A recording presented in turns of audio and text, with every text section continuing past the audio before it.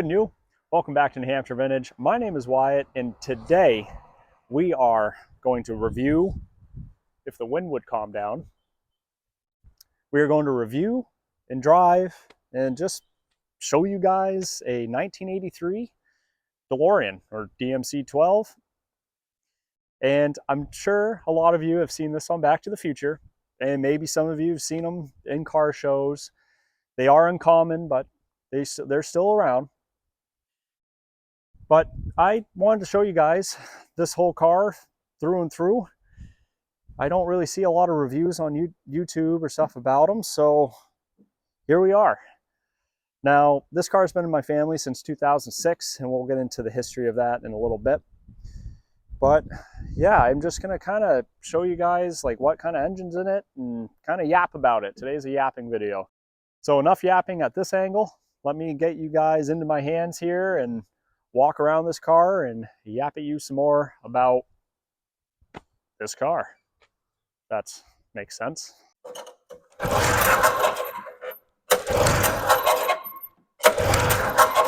So I apologize if this car is a little dirty. It's pollen season here, and as soon as you wash it, boom, yellow again. So we're just gonna have to leave it pollen colored.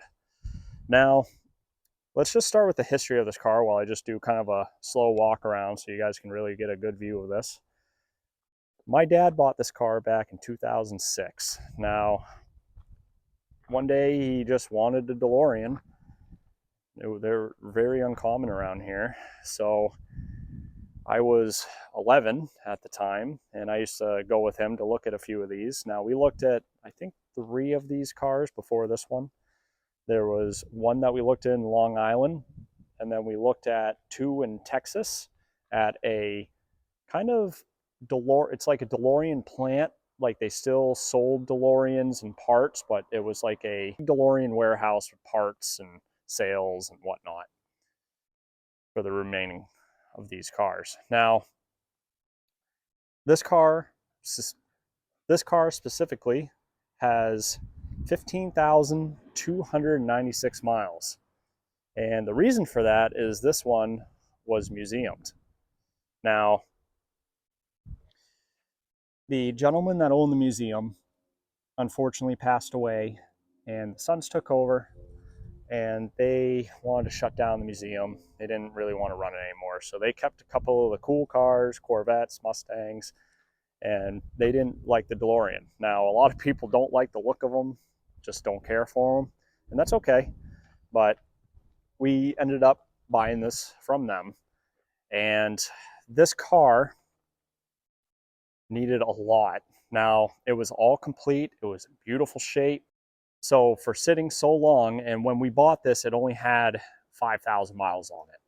So it wasn't driven much. And all the rubber bushings, all the hoses, tires were all dry rotted from sitting. Well, cars don't like to sit, they like to be driven.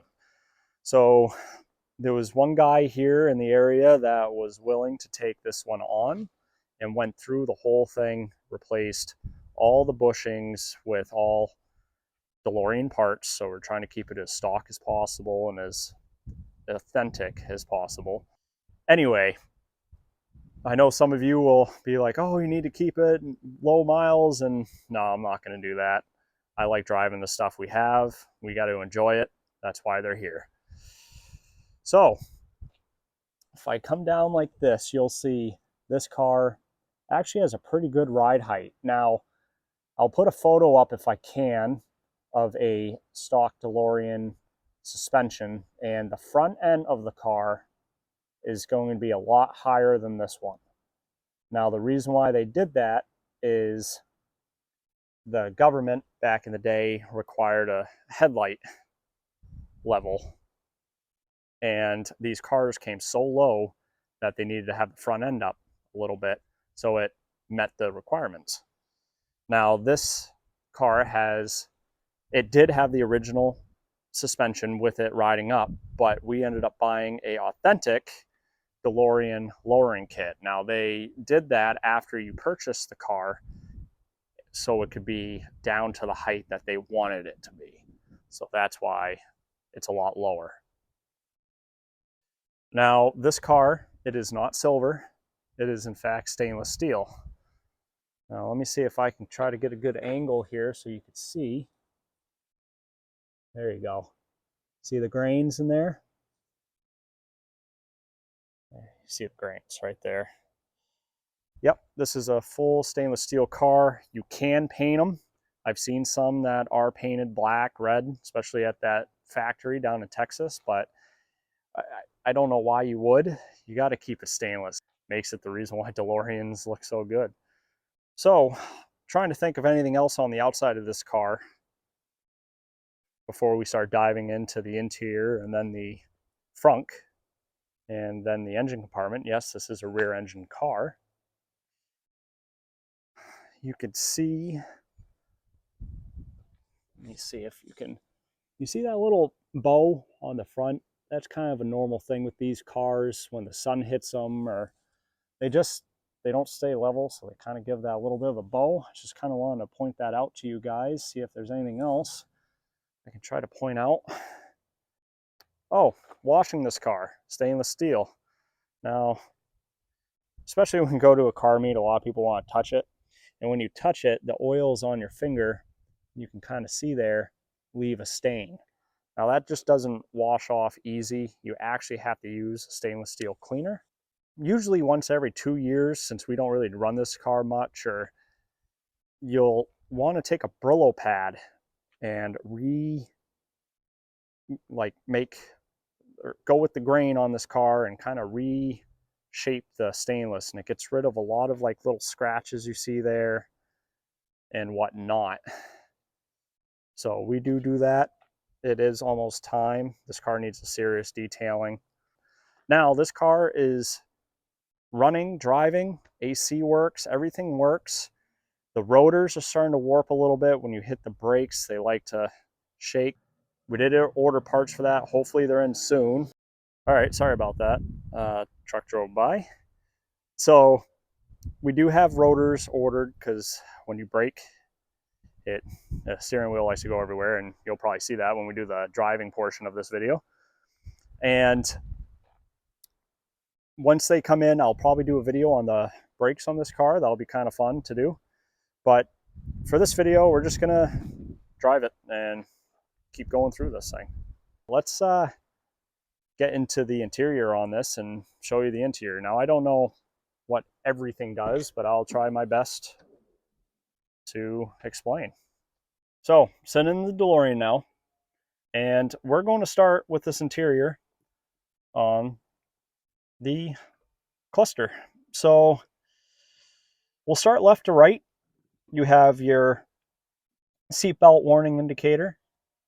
You have your door light that your door's open, which is actually pretty cool because it shows a little DeLorean with the gull-wing doors open. Little kind of quirk.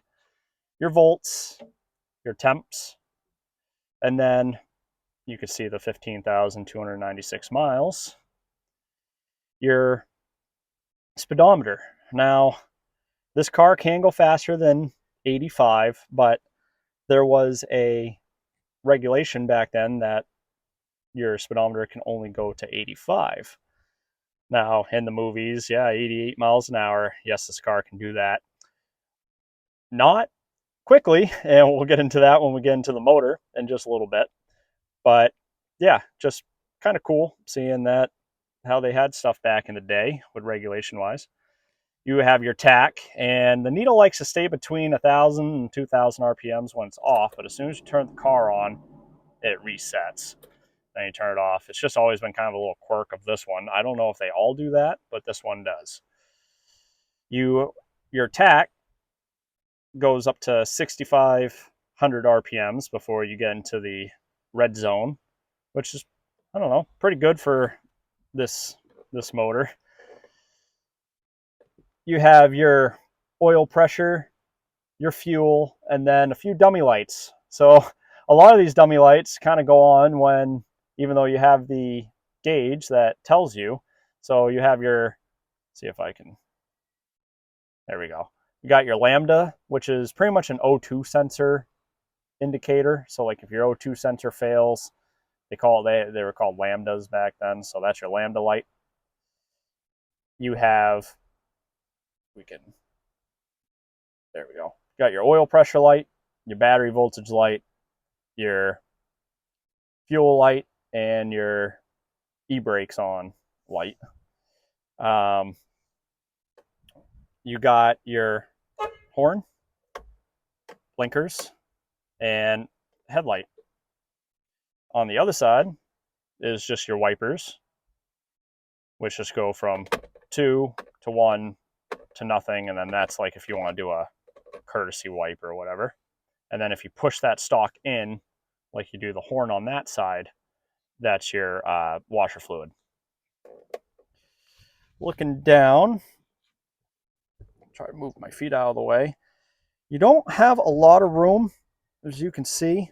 There's a little, let's see if we can move. There's a little handle, there it is, to the left side of where you keep your dummy pedal, and that pops open the front, which we will go through that in just a little bit. To your left, you have your e-brake. To your right, you got where your seatbelt clips in. And we're going to move on to the center console here. You got obviously your shifter. We'll go through that in a second. We'll start at the little knob at the bottom. This is your instrument illumination control. So obviously all the way left is off, all the way right is bright as can be. You got a couple, see if I can zoom in. There we go. Can you see them? You got your rear defroster. You got your cooling fan fail light. And then you have your lock door light. Zoom back out for you. You got your fan control. Obviously your hot and cold control, which is actually extremely hard to move because I believe that is vacuum. You got obviously your off, your max AC, which the AC works in this car, your normal AC, your bi-level. So what bi-level does is you put your control here to kind of the center, and when that's on bi-level, it brings a little bit warmer air to your feet, but it brings a little bit colder air to your vents. So it's kind of like my feet are kind of cold, but I'm hot up top kind of thing, I guess. You got your vent, which brings in just fresh air to your vents, and shut the door here, to your door vent. And then you have your heater, which just brings hot air to your feet. And you have your defrost, which is your little vent up top to defrost your windshield and your door as well. Moving up, you have your AM/FM stereo, which I believe is a Craig stereo. I could be wrong, but what's cool about this is, open up the door one more time, turn the car on. If I turn on the stereo, you'll see the antenna go up right there. And then turn it off, your antenna goes back down.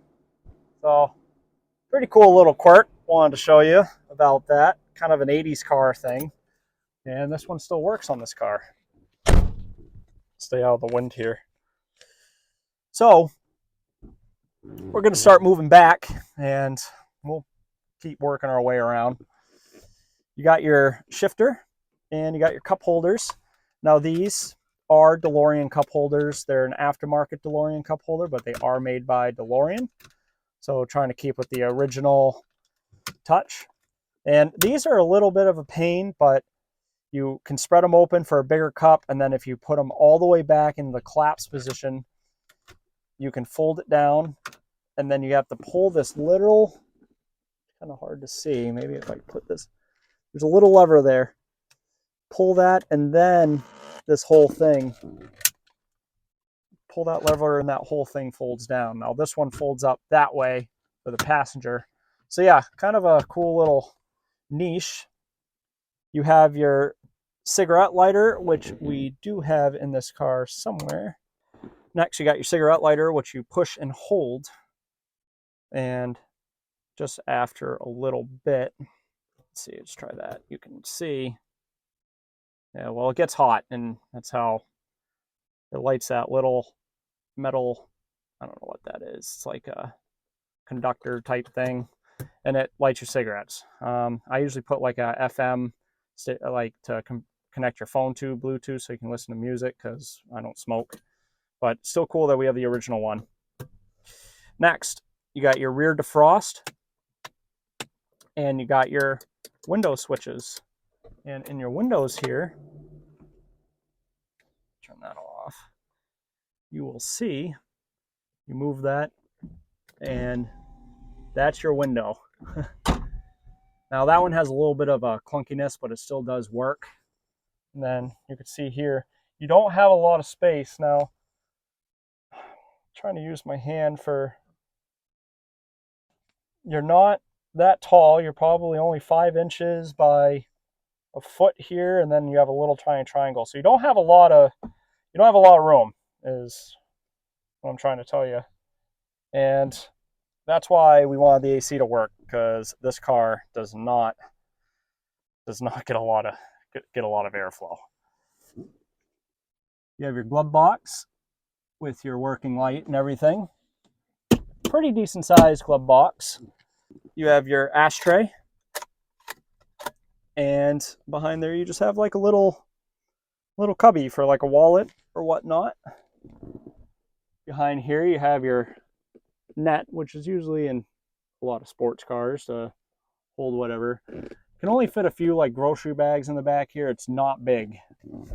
Now, I'll move the seat in a second, show you where the battery compartment is. Let's move to the left here real quick and show you kind of the door controls. So, you got your door lock. You have your mirror mover knob, your vent, and then that's how you open your door. Now you have a handle as well as a grab handle. Now in the beginning you just wrap they had just these straps wrapped around the handles there, but as the models, as this one's an 83, they actually incorporated it into the door, which is very handy. Now, before we move on, I do have the original owner's handbook, which is big help on a couple of little things here that I didn't really fully know about, like the bi-level. We never use that. I always just had it on AC because we don't use this car in the winter. And here's kind of a quick view. Not really that good of mirrors on each side, very small, of what you see here in the driver's seat. You don't really see behind you because you have the louvers. Now, if you see here, you have tan carpet with black interior. Now, a lot of these cars came like in the 81 and 82 models, just all tan or all black. Now, this one's a late 82, as known as the 83 model. And in these cars, this is when Delorean was starting to really fail, and they were scrambling to get these out of the factory. So they ran out of like black. They'd put a gray carpet with black seats. You know what I mean? They started mismatching, which is kind of a cool little quirk. I don't know if it adds to the rareness that much, but it's just something that they did at the end, and this car has it. You can see gray headliner too. You have your little interior light, which works. And yeah, that's kind of about it. You could see you have the 80s leather seats, and it gives it that, if you've been in an 80s car, you kind of have that smell. The shifter, you have a 5-speed here. You can see your first is up, and then second, third, fourth, and then all the way right and up is fifth.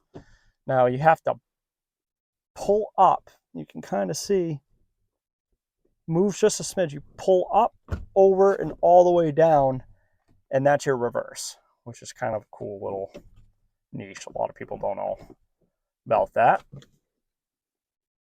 There's your kind of a view of your footwell on your passenger side. And these are the original floor mats to this car. The door, same deal, lock, and you don't have any mirror control on that side. So yeah, that's kind of a cool little overview on the interior of this car. Let's do one more swoop for you. And let's move over to the front real quick because there's a cool little quirk on that. So let's go underneath here and pop the trunk. Okay, so I just moved the car in the shop. It's just super windy out. So let's now open up the trunk, or the front, and I'll show you kind of a cool little quirk about that. So back underneath, there's that little lever. Pull that up. And there we go. So it's not big. You can fit maybe 2 golf clubs, but it's not high either. Probably 8 inches. That is the little quirk. That's where you fill up the car. Let's see here. And it's kind of funny when you go to a gas station, you have to pop open the front and fill it up that way, which gets quite a bit of views as much as the doors do. So yeah, nothing really special in here. You got a little tiny light up top, but yeah, just a pretty standard frunk. And you have a little reservoir fill cap there for the windshield washer fluid. But other than that, yeah, nothing that particularly interesting.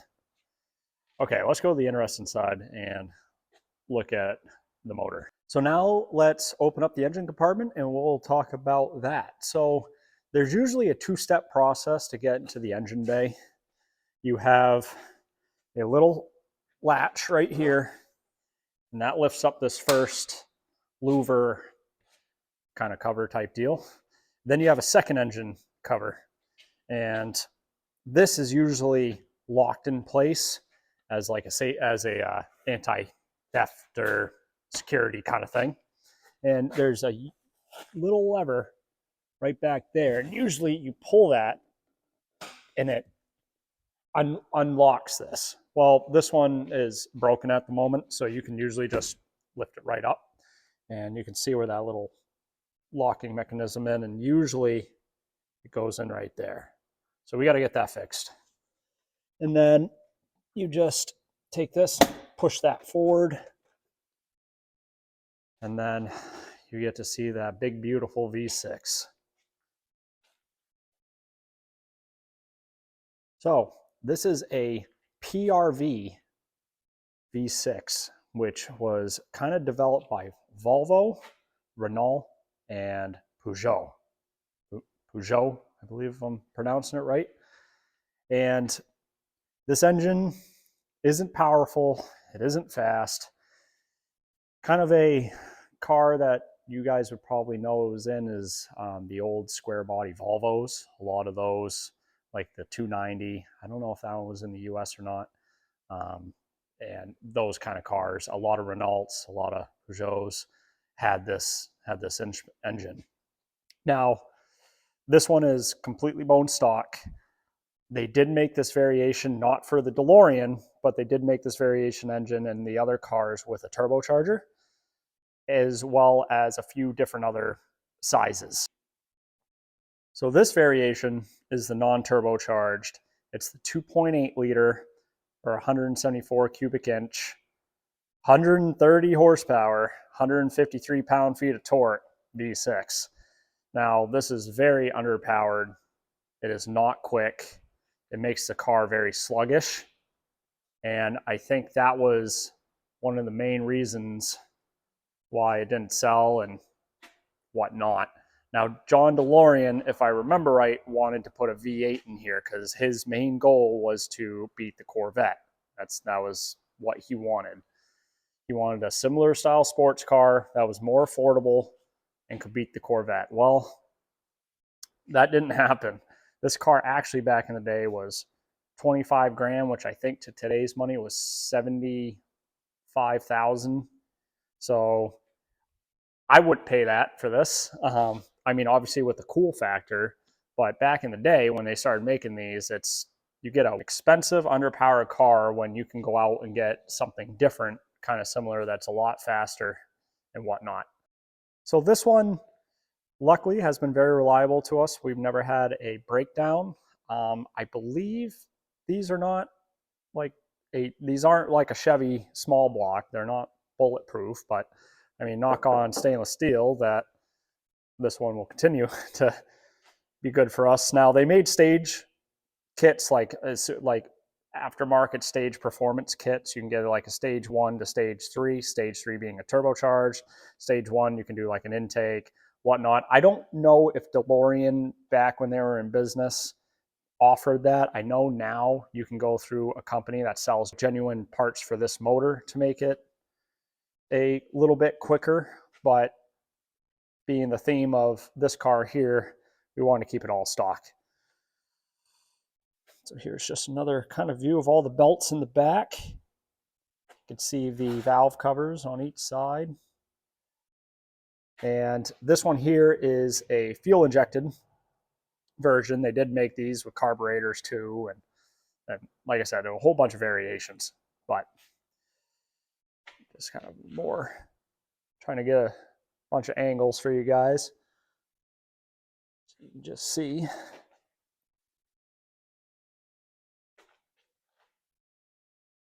A lot of vacuum hoses, a lot of 80s tech. Very cool though. Definitely interesting to see. Underneath here, you have all your timing and specifications and whatnot. This vehicle is negative ground. And here is your vacuum hose routing, which is actually very detailed. I actually really like that. On another project that's coming up on the channel, it is a vacuum nightmare. And yeah. Okay, well, to close it, lift up, pull, and then just drops down, then usually latches. And then you gently, this one actually has a brake in it, which Delorean does have an aftermarket from kind of them fix. It strengthens that up. But gently, if you can, then it latches into place. And then you got the louvers back again. So yeah, that's enough of the review. Let's take this thing for a drive. I'm putting this in after the fact because I forgot to show you where the battery was. So there's a little handle on the seat. Lift that up. You open that little compartment, and there's your battery. Just want to show you guys, just so if you're wondering where that was. Okay, driving the Delorean. I just want to apologize if that phone mount's a little wonky. I'm actually using the tripod on the floorboard there because I don't have a windshield mount. I don't do car reviews, so. But anyways, we're gonna start on some back roads here, and maybe we'll hit a highway real quick, and then I'll take some B-roll shots for you. But I can't really give you guys a first impression because this car's been in the family for a while. So it's one of those things that I've driven it so many times that it's like it's driving the DeLorean now for me. But really, the best I can say is it's an old car. I mean, it rattles. It doesn't have power steering. It has rack and pinion steering, and it handles and drives like an old car. Now, that being said, it's old. It's an 80s car. It's 40 years old now, and I have to give it a lot of respect. You know, still there's rattles and stuff, but for a 40-year-old car, it's a lot of old cars do that stuff at that time. I mean, I know these things had quality issues and everything when it first came out, and that's why it was a contributor to one of the low sales. But it's fun. I don't know. It's a fun car, and all those like contributing, uh, def, all those contributing failures that DeLorean came out with is what makes it fun today, if that makes sense.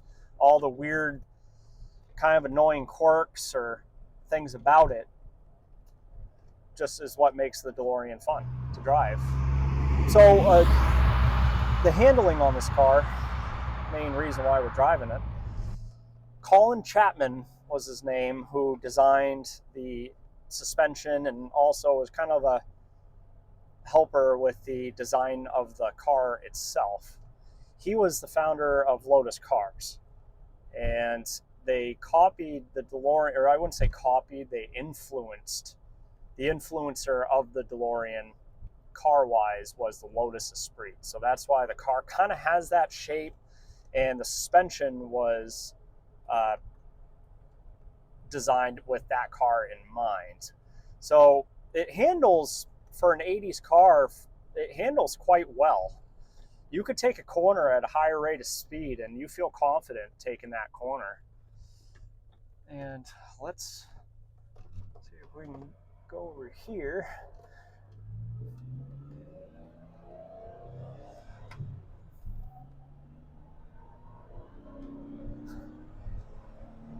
It is not fast. We're at 55 right now, 60. That was 8-9 seconds. I mean, a Camry, a modern Camry, is faster than this thing. That's probably the best way I can say it. It just brings a smile, though. The engine's loud. You can hear it right behind you. You know, you can hear the road. You hear the wind. It's not sealed incredibly well, but you know what? It's what makes it a blast. And every single time I take this thing out, it's always a joy. Now, one of the things about the DeLorean when you're driving is you're going to get a lot of acknowledgement, or a lot of people are going to look at you, a lot of people, and there's a lot of greats to that, and there's also a lot of like not so greats. The greats is like you put a smile on someone's face, and whenever I'm at a gas station, someone comes up, they're welcome to sit in it, or kids, whatever, you know, it makes their day, and that's what makes my day. But then a lot of the times what gets kind of annoying, and I'm sure a lot of you DeLorean drivers will know about this, is you get the guy that comes up to you and he has a smirk on his face and he thinks he's the creator of this joke. Oh, what happens when you hit 88 miles an hour? Where's the flux capacitor? How's it going, Marty McFly? And I kind of want to create, I think Regular Car Review said this, and I kind of want to follow along. They're saying that they should create a business card that you can hand to people with all the answers to those questions. Like, nothing happens when you go 88. No, there's no flux capacitor. When you flip over, I don't know what to do with the doors to get out. It's, but it's all part of the DeLorean experience, and you just, it's just one of those things that it's part of it comes with the territory, I guess. Well, that's going to wrap this video up. I hope you enjoyed this little review. I might have been a little all over the place. I don't really review cars, so sorry if it was. But yeah, you'll see this car future on the channel. It'll be around, especially when we do the rotors, and we're probably going to end up doing pads while we're at it. And any other questions, just let me know. I would love to answer them to the best of my knowledge. Well, we got a lot of things coming up. It's been busy with work, so uploading's been a lot slower, so I apologize about that. But like and subscribe to the channel if you like seeing this content and hearing the wind blow through my mic. Just a fun hobby of mine, and I really appreciate all your support and everything like that with it. Alrighty, I'm going to quit rambling now.